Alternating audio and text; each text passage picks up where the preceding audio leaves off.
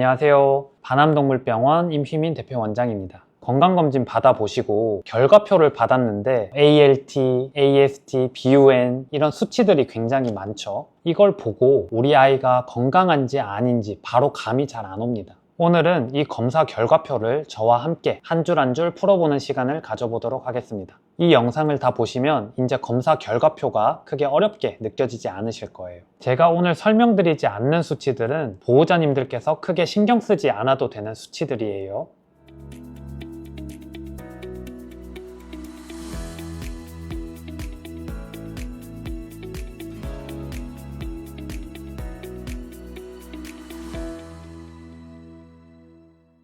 자, 우선 전혈구 검사 먼저 보도록 하겠습니다. 적혈구, 백혈구, 혈소판을 보는 혈액 검사 중에서도 굉장히 기본적인 혈액 검사입니다. 우리 적혈구 수치만 봐도 사실 항목이 굉장히 많아요. 이 항목을 다 보실 필요는 없고요. HCT 혹은 PCB라고 적혀 있는 데도 있거든요. 요거를 봐주시는 것이 중요합니다. 이 수치는 몸 안에 적혈구가 얼마나 있는지 보는 지표가 되고요. 빈혈이 있으면 이 수치가 떨어지게 됩니다. 만약 빈혈이 발견됐다면 이 빈혈이 왜 생겼는지 추가적인 검사를 통해 알아내야 합니다.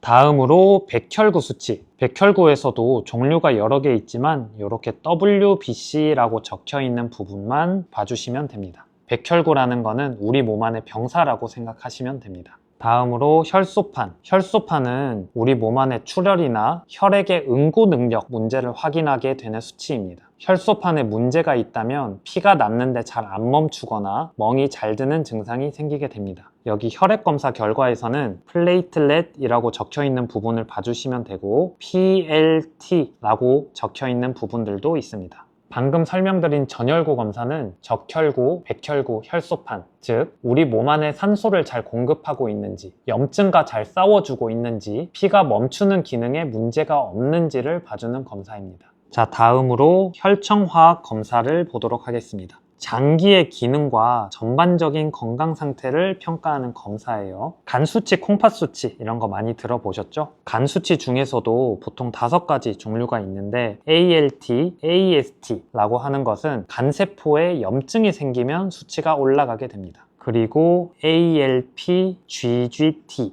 요 두 수치는 주로 담낭, 쓸개즙을 분비해주는 담낭에 문제가 있을 때 올라가게 됩니다. ALP는 ALKP라고 적혀 있는 데도 있을 거예요. 그리고 T빌이라고 적혀 있는 부분은 우리가 흔히 아는 황달 수치라고 생각하시면 됩니다. 간이 노폐물을 제대로 처리하지 못할 때 증가하게 됩니다. 그리고 간 수치 같은 경우는 정상 범위에 비해서 최소 2~3배 정도는 올라야 간 수치가 정말 올랐구나 라고 판단하게 됩니다. 찔끔 올랐다고 해서 무조건 나쁜 게 아니에요. ALT 같은 경우에는 최소 200, 300 이상은 돼야 간 수치가 나빠졌다 라고 판단을 하게 되고 ALP 같은 경우는 막 1000대까지 나오는 경우가 많습니다. 신장 수치는 콩팥이 노폐물을 걸러주는 기능이 떨어지게 되면 올라가게 됩니다. 신장 수치 중에서도 크레아티닌이라고 하는 수치는 정상 범위에 있는 것도 중요하지만 정상 범위 내라고 하더라도 점점 올라가는 추세라면 이상 신호일 수 있습니다. 이 환자의 경우 올해는 1이 나왔지만 내년에는 1.2, 내후년에는 1.4, 또 1.6 이런 식으로 점점 증가하는 검사 결과가 나온다면 초기 신부전일 수 있습니다. 이 때문에 연속적인 검사 결과가 매우 중요해요. 그래서 건강검진 반드시 꾸준히 받아주시기 바랍니다. 그리고 단백질 수치. 단백질이 너무 부족하면 영양 부족이나 면역 이상, 단백질이 너무 많다면 염증이나 탈수를 의심해 볼 수 있습니다. 단백질 수치에서는 이상 수치가 나왔다고 하더라도 어떤 한 질병을 특정 짓지 않기 때문에 설명은 간단하게 하고 넘어가도록 하겠습니다. 그리고 혈당이 높으면 당뇨 혹은 스트레스 상태라고 판단할 수 있고요. 반대로 혈당이 낮으면 우리 몸에서 에너지를 잘 만들어내지 못하고 있거나 과도하게 사용된 상태일 수 있어서 굉장히 위험합니다. 가끔 뉴스를 보면 할머니가 길에서 쓰러지셨는데 우연히 지나가던 간호사가 포도 주스를 먹이는 응급처치를 했다라는 내용이 나올 때가 있잖아요. 아마도 저혈당 때문에 쓰러지셨을 거예요. 그런데 이때는 저혈당만의 문제가 아닐 수 있습니다.